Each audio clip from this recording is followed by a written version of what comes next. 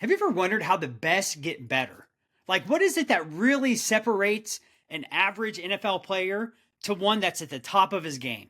Well, today I'm excited to introduce you to Gary, who's one of the coaches for many professional sports players. He's a mindset coach, mindset and performance. I'm excited to introduce you to Gary, where we unpacked what is it that separates the best from the rest. Gary Chupik, thank you so much for joining us today.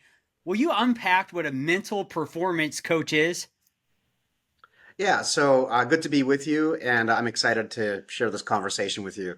My Same. name is Gary Chupik. I'm a mental performance coach. I work with professional athletes and high performers in business.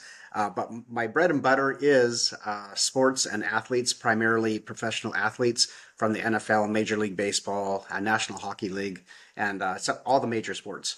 And recently, I've been sort of overflowing that into the area of business because we're finding that a lot of business people want to learn from professional athletes and how to think for performance. So my job is to unlock performance in professional athletes and business people.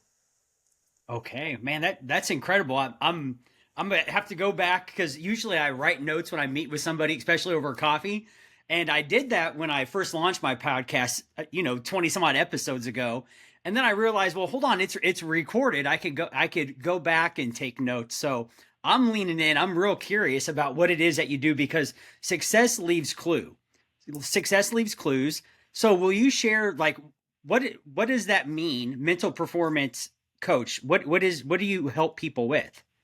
Well, it's really interesting. In my field, there's two Hmm. different roads that people can go on. Number one, they can go down the sports psychology road, which is Okay. like you definitely have to be a literal psychologist with a little bit of performance training, or you go all in on the mental performance side, and then you study sports psychology just like a psychologist would, but you're not really looking for what's wrong with people, which a psychologist does. But a mental performance coach really looks at what's right with people and then shares their findings with other people. So yeah, it's in the field of sports psychology. That's kind of where we land. But it's about unlocking the performance in the client. So for example, like a sports psychologist, if you're trained in psychology, everything sort of looks like a nail, right? And you're a hammer. And so you just start looking for everything that's wrong with people. But if you really want to excel with what you're doing, you got to double down on your strengths. And so part of what we do is really magnify the strengths of a person, and we pass on the findings to somebody else who's trying to figure their own mind out as well. So it's a lot of it is mindset training. But the word mindset really has a very ethereal sort of bad rap these days. I think it gets abused a lot. And Yeah. a lot of people use the term really, really loosely. But in my world, I can't afford to use it loosely. I need to produce results on Sunday. So if I'm talking to a head coach in the NFL or a major college football, they want to see results on Saturdays and Sundays. And I don't have time to sort of talk about mindset in a very generic way. I've got to Hmm. literally have tools in my tool bag to help an athlete. And a lot of the athletes that we work with, and it's one of the misconceptions about mental performance is that, let's say a player is struggling in some way, shape, or form, and we're called to fix them. Well, that's not really the case. Now, there are players that we do help that are really struggling, but in essence, what we're really doing is we're looking for athletes who are really, really good, who want to be even better because they've got more internal resources to begin with. And when they have those resources, they can expend them in areas that can even make them better. So, for example, it was Pete Carroll who said, the best always want to get better. And so it's something that he had personally shared with me. And so yeah, high performers are always looking for an edge to be better than their opponents or to get better themselves. And so that's what I do is I help people get better. Okay. So you mentioned some tools. Would you be willing to unpack like what some of those? Well, let's take a step back. What's a common challenge that people that you see in professional athletes that you help them overcome? Is there patterns that you've picked up on? Yeah, there most certainly is. If you look Hmm. backwards and you just sort of connect the dots a little bit like a constellation, an image begins to form. And one of the most common images that form is this idea of overthinking things. There's too many thoughts. And so when an athlete has too many thoughts, well, I think thoughts are like calories. So if you have too many calories that you can't expend, what happens to you, They right? store up. You get big. Put on You some get Body fat. Exactly. Right. Exactly. You get slow, you get lethargic because you're not expending those calories. And even Hmm. if you were to eat, let's say, 25 apples in a day, you still wouldn't feel good. Like, even though it was good information or good calories, you Yeah. still would gain weight and you still wouldn't feel good. So, in the same way, part of my job is to limit the thoughts of an athlete. And in limiting the thoughts of the athlete, then they are more free and actually far less hesitant. Because if they're less hesitant, then they can react quicker and they can trust themselves and their instincts and they can trust their training better. And so part of my job is to help athletes remove the hesitancy from their game. And if they can trust their plan, trust their training, and trust their instincts, then they can play rather freely and they can sort of let go of all the thoughts. So, in the same way, we have to, I think, if you want to be a high performer, whether it's in business or in sports, I think you have to limit the amount of information that you ingest so that you Mhm. can think clearly about the things that you are ingesting. That's good. And it's information. It's not like you emphasize negative news or anything like that. You're talking about information, just period. Limit Mhm. the amount of information. Exactly. Yeah, because I think Okay. we live in the day and age of people gorging themselves on information, Yeah. but they're not able to expend that information, let's say in a day or in a week. And so you just Mhm. start adding on calories and you see people walking around that they literally look overweight. They literally, even though they might be really in shape, but because their thoughts are so heavy that it literally prevents them from being at their very best. So part of my job is to say, all right, let's get rid of all the information. What's the most important thing we can be concentrating on right now? And oftentimes I like to use the illustration of an hourglass. The top of the hourglass is the future, and the middle is the present moment, and the past is the bottom. And as that sand passes from the top to the bottom, it goes through that really, really tiny, narrow place in the middle. And if we can learn to live right there, and because that's where our best performance is. Our best performance isn't in the past or in the future, it's in the present moment. So it's very difficult to discipline yourself to syncopate your mind and your body. Just like, for example, Michael Jordan would say, I just feel like, the basket is this big old garbage, garbage bin, right? He was like, it just feels so easy. And then he would say, I just feel so light and I just feel so fast. Was he faster than everybody else? No, there were faster NBA players than Michael Jordan, but he was able to syncopate his mind and his present moment in his body. And that syncopation made him great because he can think in real time. So he was able to be present. Hmm. So how do we, man, that I mean that challenges me even with you. I'm thinking about what's next in the rest of my day. And so what's your best advice? 'Cause I'm thinking, man, I desire to be more present with my clients, be more present with my children and my mind. It usually does I know better than to focus on the past. Like that's a trap. And yet, just being honest with you, man, my mind does run ahead. So what's some of those tactical things that I could do to help me be more present with the people that I love the most, really? Well, you said the right word, which was tactics. So there are Mm. mental frameworks that we can approach, and there are tactics that we can use. So those tactics are the real-time tools that we can use to pull out in important moments. And so one of the things that I teach on a regular basis is this idea of hitting the red reset button, and then part B of that is to go into neutral thinking.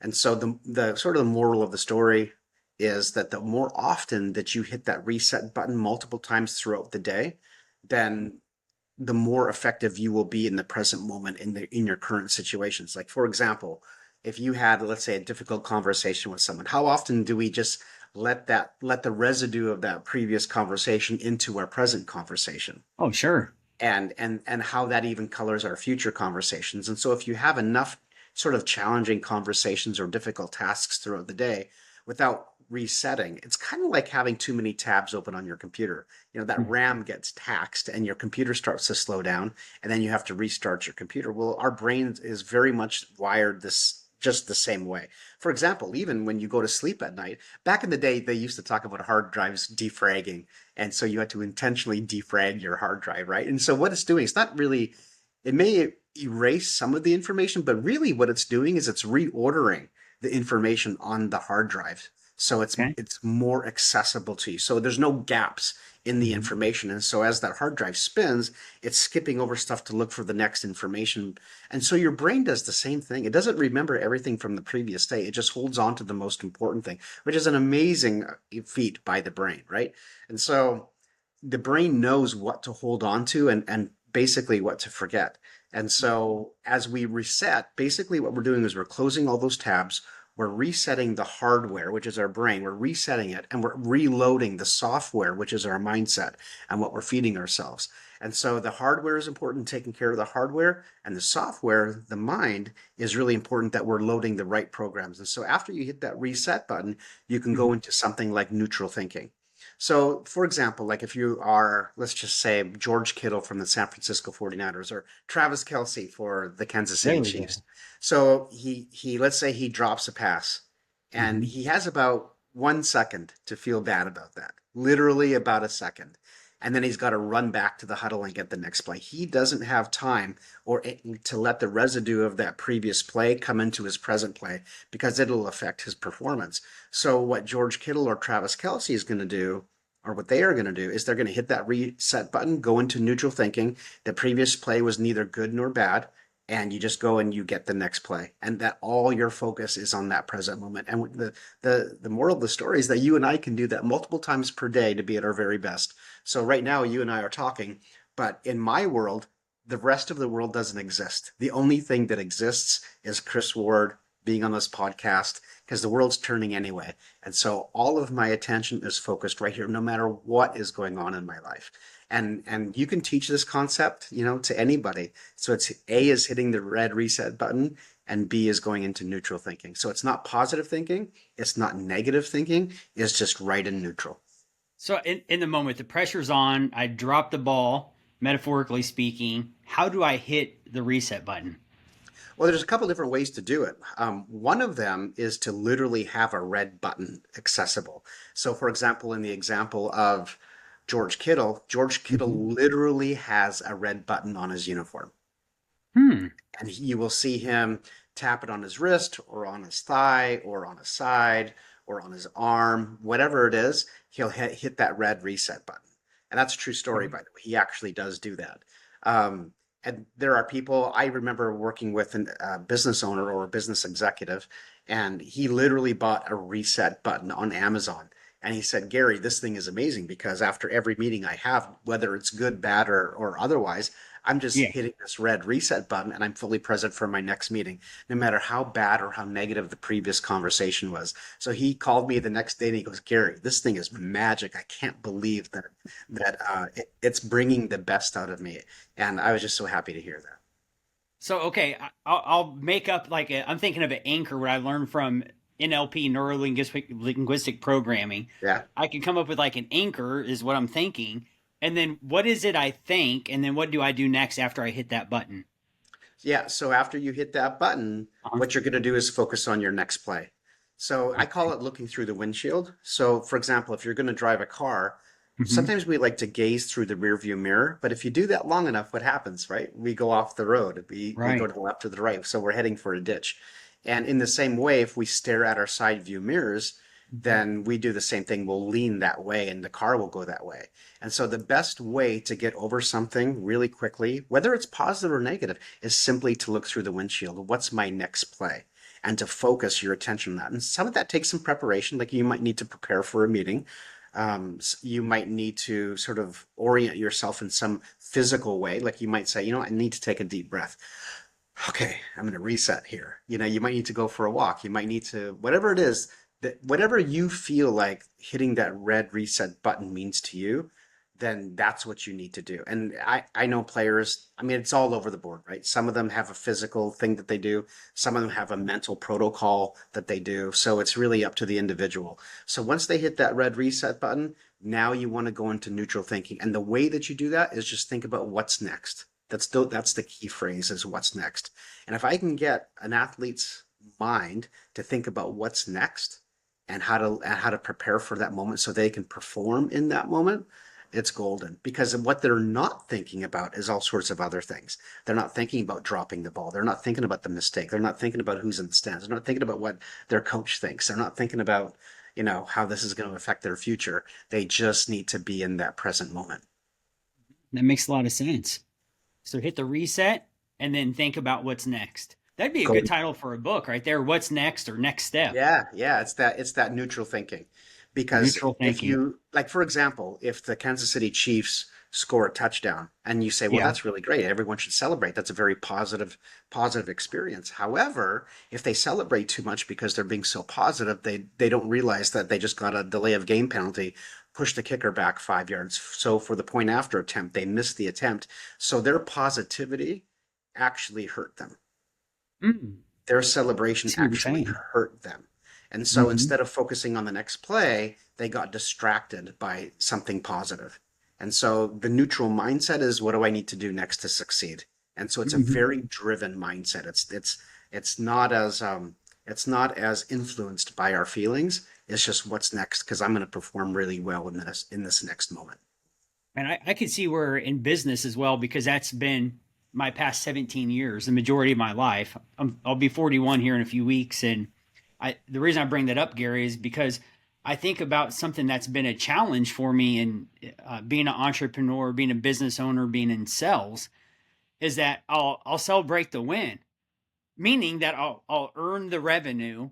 And then it's like I take my foot off the gas pedal until like there's a future pain point where the account gets to below a certain number, and then it's like, okay, I better get back after it and do what I need to do, aka my job. Where I could look at a lot of the years in my career, it's been like a roller coaster ride, meaning that I'll get paid, I'll celebrate too long, and then wait till a place of pain to get back after it. Do you see what I'm saying with that? I do. There's a great book by Chris Olson called Hmm. The Slight Edge.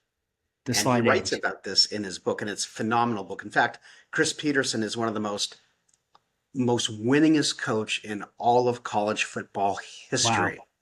And people on the West Coast know him. He's a household name here, but people in the Midwest and the East don't really know him. He had a higher Yeah. winning percentage. If you take away one season from Washington when he first got here, which was a train wreck, he is probably in the top three most winningest coaches in college football history. And so there were two books that he said that people needed to read if they were going to work on his staff. Well, pardon me, one book. So he was asked, what are the two most important books that he's ever read? Number one was the Bible, and number two was The Slight Edge.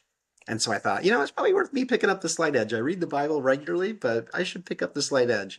So I Sure. picked it up, and the concept of the book is really simple, which is all the things that you did to prevent you from crashing and burning at the last moment, you Hmm. pulled yourself up. And there were certain actions that you took to pull yourself up. And so what happened is you pulled yourself up from crashing and then you worked your way back up. But what you worked your way back up to was norm, right? So there was a return to norm. And as soon as it got normal or safer, then we stopped doing those things that make us successful. And his invitation is to keep going over that line so that we can be exceptional people at whatever it is that we do. Okay. And I can see we're having a neutral thinking, making Hmm. reference to what you shared about the challenge with being positive in the scenario you mentioned with football. If somebody scored a touchdown, that if they celebrate it too much or if they're positive, it could cause them to not make the field goal or do what's next in order to actually win the game. Yeah, and here's a crazy story. I have three of them that are all true. And one of them is I was working with a client and I was telling them about positive thinking and being in Hmm. neutral and kind of the differences. And he said, Gary, I have a story. I went down a mountain and I was going down this Black Diamond ski hill, like a or mountain. It was like Mount Baker here in Washington. And he said all of his friends were super positive, super encouraging, super like just wanted him to go down with him, right? So he went down this Black Diamond ski hill and he broke his leg. Oh man. So there's an example of you got to be careful with the positivity thing because if you think Yeah. you can do something but you can't, it can really hurt you. Well, I thought that was pretty bad until I had one of my clients who, from Tacoma, Washington, had a next door neighbor who was 11 years old. And he had a son that was 11 years old. So they were friends. And they went skiing at Mount Hood in Oregon about 4 years ago. And same scenario. Not kidding. It's exactly the same scenario. Went down a black diamond scale. Everybody was like, yeah, you know, you can do it, cheering him on, a lot of the positive thinking piece, and the little child lost his life. Mhm. And so we have to be careful with positive thinking. It can be dangerous and we can lie to ourselves to think that we can do something that we really can't. So I think there's a much better option than positive thinking, and I believe that to be optimism. And the reason why is because optimism always requires a reason for you to be optimistic. So if you said, "Hey, I'm optimistic about jumping out of this airplane," and I would say to you, "Chris, what reason have you given yourself to be optimistic that you can jump out of this plane?" And if you can't name anything, you should not jump out of that plane. Like you should Right. not do it. If you say, "Gary, I've taken a couple lessons, I've practiced, I've done the work, I put in the time, I've studied, and now's my chance," right? And I'll say, "Yeah, you have a reason to be optimistic that you can do this."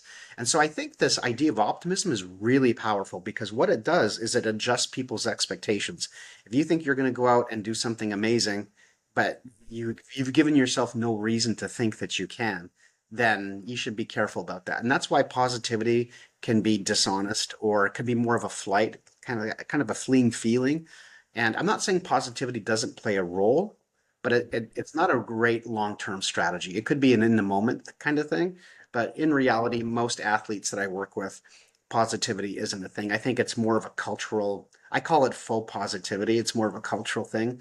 But if you really want to be serious about, being really great at something, it doesn't require positivity, but it does require optimism. Got it. Okay. So positive being positive could be actually harmful, and you Hmm. shared, I mean, an extreme example of that, and yet so can being negative. So what you're proposing is being optimistic, because then we have to, then we're more likely to think through it and be able to share a reason. That back to the jumping out of an airplane. If I could, you ask me why I'm optimistic about jumping out of an airplane, I could say, well, it's because I have two parachutes and I'm strapped to a guy who's been doing it 20 years. I give a reasonable explanation that I've thought through, versus being overly positive would be like, oh, a lot of people do it. It's going to work out somehow. Worst case scenario, I guess I die and go to heaven. Like, okay. So it's the thinking through it process. Well, it's very true. I mean, and you're very right. And what's amazing about this is that we can then say, like, what I can say as a mental performance coach is, "Hey, what reasons have you given yourself to be successful, or to believe that you can do something?" And if you come up with reasons, listen, you can put your head on your pillow at night and prove to yourself that you can do something. Yeah. That kind of confidence is absolutely necessary in order for you to be successful, whatever it is that you do. I mean, if you really want to be successful at something, what kind of confidence do you need? You need to have high confidence, but you have to prove things to yourself. And so what I teach is that there's only two ways to be confident. There's only two ways. There's no more. You can talk about all the positivity in the world that you want, and no real serious athlete or performer is going to believe you. But there's really only two ways. Number one is preparation. If you don't prepare for something, you're not going to be confident. You just aren't, right? If you don't prepare for a test and study, you have no reason to be confident that you can do it, unless you're, a prodigy or something like that. But in Right. reality, you don't have a reason. So number one is preparation, and number two is what I call prove it. You have to Mhm. prove it to yourself that you can do something. And the way that you do that is by giving yourself reasons to be optimistic. So it's prepare and prove it. And if you can do those two things, you got a shot. Yeah, and you can believe in yourself that you can do something, even if it's something you haven't done before. But if you've already put in the work, and you should be totally confident. So when I'm working with a professional team, I'm like, what reasons have you given yourself to be optimistic that you can win this game?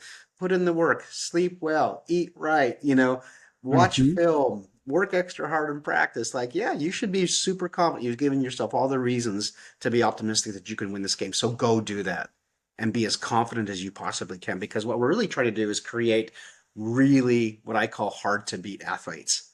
Because even on their worst days, they're so disciplined in their thinking that they're just hard to beat. They don't need motivation. They're so well self-led and they're so optimistic that they're just hard to beat. And then you punch them in the mouth, and now when that happens and they start to get a little bit motivated or emotional, look out. They're almost impossible to beat. So I think there's a lot of reasons to feel and to think that optimism is a better choice than positivity. I see what you're saying. And, I love that you narrowed down, and because that's where I was going to go next. Like, okay, what can one do to become more confident? And you narrowed it down to two simple things. Thank you for doing that. Yeah, and what's also really interesting about it is that in the business world, we Hmm. often say, and you'll hear it said, that past experience is the greatest indicator of future success. And so there's an element that that's really true. And so what I'm Hmm. about to say is going to make you think, well, wait a minute, you sound a little bit contradictory. Well, I want to be hopeful about this. Okay. So while that's true, while your past experience is an indicator of how you might do in the future, but in sports, we think differently. In sports, we say that your present behaviors are the greatest indicator of your future success. Your present behaviors are the best indicator of your future success. So, how do you want to live today? Are you going to put in the work? Are you going to work hard? Are you going to do all the things that you've been putting off? Right? Are you going to do those things today? And so, we want to kind of create a little bit of an urgency about what it means. Like, even if you haven't succeeded in the past and you have put in work, but listen, today is that important. And it's an indicator of how you will do in the future. So go win today, like work hard today. And if you can do that, and you can sort of start a new groove in your life that's called a habit, yeah, go do all that stuff that makes you feel optimistic about your future. That's good. I love that. Win the day. That's huge. Yep. Yeah, I have a whole exercise called Win the Day, and Hmm. I taught it to the Houston Texans actually. And Hmm. what's really great about it is that what we're trying to do is build momentum because momentum in sports is really interesting, isn't it? Like you can watch a game and you can literally watch momentum change. And so I love to study momentum and what changes momentum. Winning all the time and having these winning habits puts you in a position to just feel good about yourself and good about the direction of your life and feel good about accomplishing things. So that Yeah. momentum in sports is crucial. But why isn't that crucial in life? Like we can build Hmm. our own momentum. And so one of the ways I teach that is by an exercise that I call Win the Day. We're really just trying to create momentum in your life. And so it's about naming 5 or 7, not 5 to 7, but 5 or 7 things in your life that put you in the best position to succeed that day. And That's good. so it's either 5 or 7. And the reason why it's either 5 or 7 is because Hmm. we want everybody to have a calendar in their closet. And you get a W if you do 4 out of the 7. And if you only do 3 out of the 7, you get an L. So you either win or you lose every single day.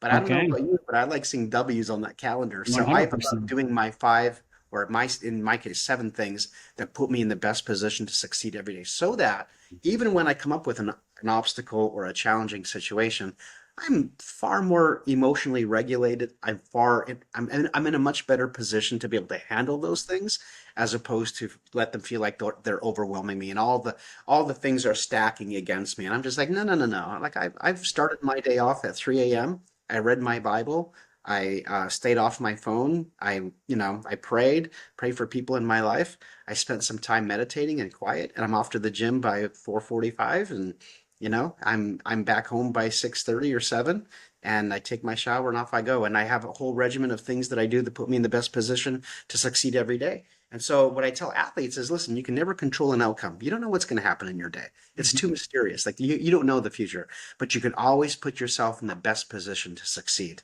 That's And good. that's the key. You can't Yeah. control an outcome. You can throw the best pitch in the entire world and it Hmm. still get hit for a home run. Okay, so you can't control an outcome, but you can always put yourself in the best position to succeed. So work Hmm. on the position to succeed. What do you do every day that puts you in the best? Some people listen to music. Some people, spend time in prayer and meditation. Some people have what I call blue sky time, where they're just dreaming about the future and what they could do and who they could be and all the things that they want to do with their life. And other people want to eat well. They want to sleep a certain amount of hours. You get to name them. That's the beauty of this. So what puts you in the best position to succeed? And then you can start to build off that momentum. And every day you're just getting a little bit stronger and a little bit more confident and a little bit more optimistic. So that when you do come up against some pretty big hills and mountains to climb, you're just like, you know what? I think I can do this. Hmm. So, really being thoughtful and proactive about choosing our habits that will cause us to feel like we're winning the day and to gain when we have those days stacked, we reach a point that we have momentum going on. Is that right? Well, it's true because what we're trying to do is change the locus of control. So most Mm. people have an external locus of control, meaning that they determine the success of their day by what happens to them. But if we can switch that to an internal locus of control, now we get to say and determine what what are the Oh, that's things that good. I need to do Yeah. to be successful. And if I determine what makes me successful, no one on the outside can Yeah. control that for me. So now I'm far more anchored and grounded in who I am and what I need to do to succeed. So I can have a lousy day on the external, but on the inside, I won that Mhm. day. So I can go to bed at night handling those things much better because I am emotionally regulated, or I do spend some time by myself and I'm able to think through things and kind of regulate myself. So yeah, it's go in the day, but the way that you do that is by determining what are the metrics for the win for every single day. And if you can do it internally and you have full control and full power over those things, Hmm. then you can go through a lot in a day and still win it. That's good. What else are top performers focusing on that you're helping them with? Well, perhaps a close second is how to regulate themselves emotionally because What does most that of us mean? want it. Pardon me? What does that mean? Well, it means that a lot of us think that we think rationally, like we're so Hmm. logical and we're so rational beings, and it's just simply not true. How much of our emotions affect the decisions that we make every single day? How many things do we avoid because they make us feel emotionally uncomfortable every day?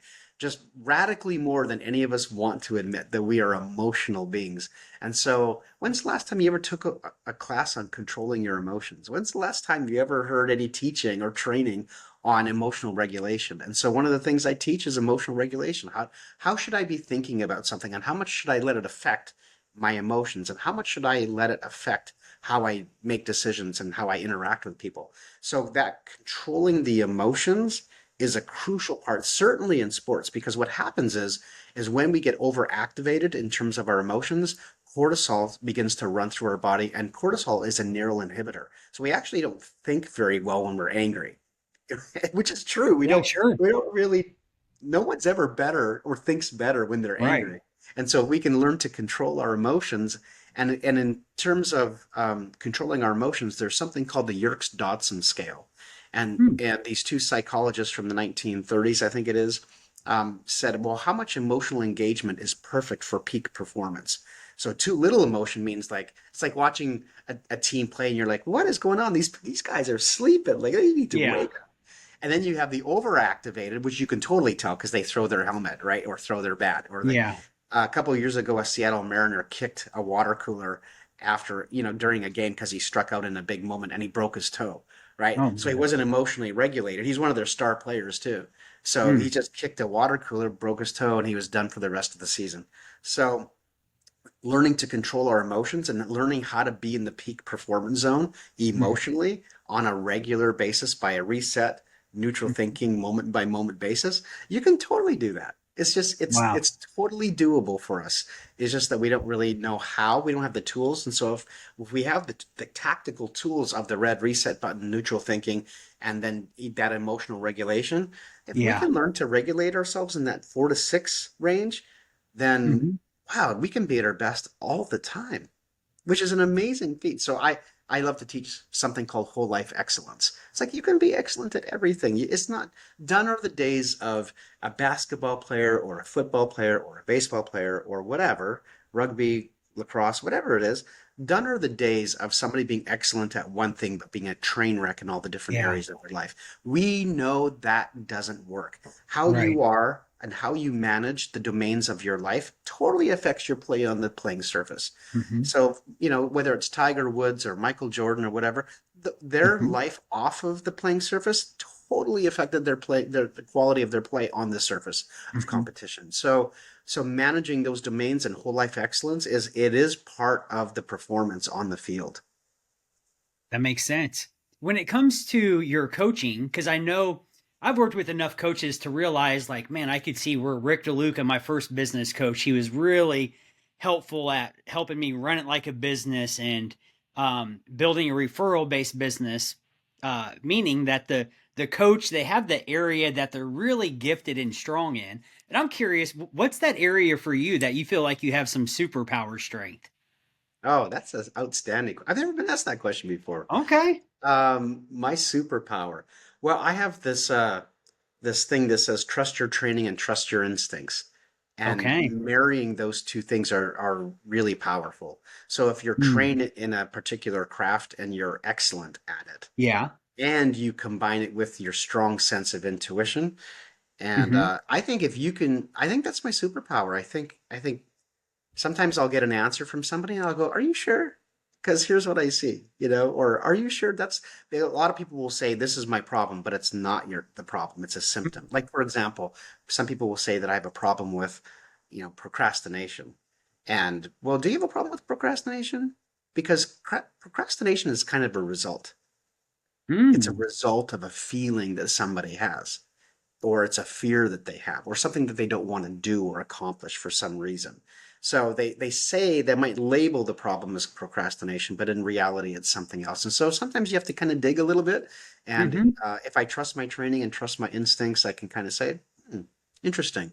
Like, are you sure? Like, here's what Yeah. I see. And so I think That's maybe good. that's my superpower is just asking good questions, being Yeah. curious. Going after the less obvious, going after the root instead of getting distracted by the fruit of a situation. Yeah, it's really true. And sometimes it takes a little bit of courage because you might hurt somebody's feelings or ask a question Sure. that it might, there might be a wound or a scar there. I remember playing softball at this church league in Salem, Oregon when I was younger. And I was a weekend warrior and I was an idiot and slid into second base with shorts. It was the worst decision I've ever made. And I had a cherry on my leg this big. I mean, it Wow. was huge. And that first shower is just awful. And I probably should have went to the hospital and had it cared for, but I Right. didn't. So it hurt forever. And Yeah. a year later, a year later, even though on the outside it was a Hmm. little messed up, but it looked healed. If you ran your hand over my leg, you would feel a totally different temperature. It was hot. So it wasn't done healing. On Yeah. the outside, on the surface, it was fine, but it wasn't done. It took me about a year and a half for that thing to heal. And I think in the same way, sometimes we can, put our hand over something sensitive and Yeah. but and you can't really see it, you can't really notice it, with your eyes, but then all of a sudden your hand kind of rubs over it and you kind of go, oh, wait a minute, there's some healing and there's some woundedness. And so to try to figure that out is a puzzle, and it's really fun. It's super fun. I mean, it's one of the reasons why I love coaching, is because part of my job is to explore. And if a client lets me explore, then man, it's just like I'm a kid in a candy store because I just love that deep sense of uh, Yeah. well, it's kind of like a well, and Hmm. all of our feelings are in a pot at the bottom of a well, and we got to work really hard to pull up that pot so that we can expose the light to whatever is in that pot, and that's what our feelings are. It's like we got to expose them and bring them to the top, and so sometimes just communicating and talking about it with someone is like bringing it to the surface, and we kind of go, oh, okay, this is what's in this pot. It looks kind of There you messy, or it's go. kind of ugly, or it's beautiful. You don't really know. And so just taking the time to bring up the pot at the bottom of the well is really a lot of fun. Talk to us about this assessment that you've been working on. Yeah, I'm so excited about this. Thank you for asking. So You bet. I've been trying to help businesses. Hmm. So I'm taking mental performance. I actually worked for Russell Wilson's company for a couple of years, taking sports mental performance to the business world. And so what I noticed was there was no mental performance assessment on how to like assess a team or a business and their mindset. So if it's great for players and athletes, I wonder if it would be good for people in business. So I created an assessment to help assess a team or an individual's mindset. And so I put together a quick start assessment. So that's kind of like, just kind of like an appetizer for the full assessment. But we're going to measure 5 different categories of mental performance. And I think there are at least 22 categories of mental performance. But I created an assessment. We're launching it this week, so it's going to be really fun, and people can take the test for free and get their results. And then they can take the full assessment if they want to. And most of the assessments online are anywhere between $40 and $89 or $90 each. Mine's going on sale this week just because I want to see. I want to see if it works. I want to see if it's I want guinea pigs, right? Like I want to test Sure. and experiment with this thing. And so I'm giving away the quick start as a free, and then the I think for the rest of 2025, just so I can get some data, it'll only Okay. be 19.95. So I'm really excited about that. And I also have a global scouting company that has 30,000 athletes that are associated with their company, and they want to take all 30,000 through the assessment. So I'm really excited about that because that'll give me a lot more data Oh, points. So I'm yeah. really excited Offensive. about that. I think Yeah. it's the most thorough assessment well, I know it's one of if not the most thorough assessment. And the reason why I know this is, well, besides my research, is everyone tells me, Gary, 22 categories is too many. Mhm. And so you can't do that. And I was like, no, no, no, everybody else is dumbing it down. I'm going to dive deep. And so I've decided to dive deep, even at maybe some other people's recommendations that I not do that. Because there's something called question fatigue and people answer too many questions and whatever. But listen, if I'm going to help an organization or a business, and let's say there are 20 people on that team or in that business, I can Mhm. assess all 20 in an hour, and Mhm. I can take a look at all their results and find, okay, I can aggregate them together. I can see what that team needs and where they lack in their mindset and mental performance. So I'm I'm really excited about the release of this, and we'll see where it goes in long term. So when I take the assessment, will I be able to learn about the results myself? You will. Yeah, Okay, cool. you'll get an Oh, email good. and a PDF that you can look Okay. at, and then there might be a little bit of coaching or advice on that particular sheet.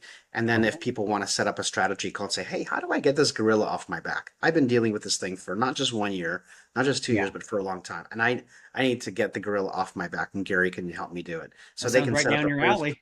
yeah, they can set Yeah. up a strategy call. I mean, people can always AI stuff Uh-huh. and get information. I think AI is changing our world in profound ways, and Hmm. content is becoming less important, if that makes sense, because of AI.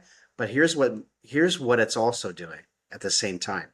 I really believe that we're changed through experiences. And so the one-on-one or attending a workshop or a seminar or a conference or having some type of gathering, I think is so powerful. And here's why, is because true experts can sequence things that AI cannot. It doesn't know how to do that. For example, if you want to bake a cake, you can have all the right ingredients, but if you don't sequence them properly, you, you're getting something that has all the right ingredients, but you might not be getting a cake. You Right. might be getting like a lava cake or something, but it's like putting, you know, cocoa on top of an egg, putting it in the oven at 350 for 40 minutes, bringing it out and putting some milk and flour on it, and you're not getting a cake. You have all the right ingredients. And I think in the same way, what AI cannot do is it cannot sequence things in such a way that produces an intended outcome. And that's Mm. where people like you and I come in. If we can help people sequence the content or sequence the information, or say things in a unique way that nobody else is saying them, like calories, information's like calories. If we can Right. say things in unique ways and sequence it properly, then I think we've carved our own niche. That's good. That's a good point, Gary. Where can people go to find your assessment? Yeah, yeah, I appreciate that very much. Mhm. Well, it'll be released tomorrow. So the Okay. place where I'm most often on is Instagram, and Okay. my Instagram handle is Elite Mindset. And there's a Got few it. other accounts that have that, but I'm the one with the blue dot. So you can look for Okay. the blue dot beside Elite Mindset. Okay. And I'm on LinkedIn, I'm on Facebook. You can Google my name, and I'm a few pages deep on Nice. Okay. I'll goals. make sure to put the comment or put your links to the application and then social media page. Which one are you most active on? Is it all of them or do you have Yeah, a mostly Instagram. Okay, cool. I'll share your Instagram Mostly profile. Instagram. I'm a little bit on LinkedIn. I don't love LinkedIn, but I need Yeah. to be on there more. But I'm with you, man. Like, can't remember the last time I logged in. Well, yeah, today is I November know. 26th. So your assessment comes out November 27th, 2024, because you never know when somebody's going to come back to this video. So It's true, I'd hate and for them to want to take it today and a year from now they think it's tomorrow based on when they're yeah, watching it. So, yeah. And another thing that people can do is if they go to my homepage, which is uh-huh. www.elitemindsetnation, because I'm creating a Hmm. nation of high performers, elitemindsetnation.com. On my homepage, there's a Monday morning mindset, and people can get a free text message from me Oh, every nice. Monday morning, and Okay. it just sets your mind right for the week. So it's based Yeah. on mental performance and leadership are the primary two That's themes. good. And if they sign up for that Monday morning mindset, I'll be saying probably in the next couple days, I'll be saying, hey, if you want to take this free mental performance assessment, you can do it there. And so if people want to go to the Monday morning mindset, sign up right on the homepage under Elite Mindset Nation. I'll make sure that everyone gets an assessment. Okay, very good. Thank you so much, Gary. Chris, it was a pleasure being here. I'm I've not going heard to ask you actually about heard a your lot book about you're you. working on this time because that will be my create a win-win for you next time. So that'll be a future conversation. Yeah, I would love that. Yeah, thank you so much, Gary. Appreciate you, man. Thanks for having me, Chris. My pleasure.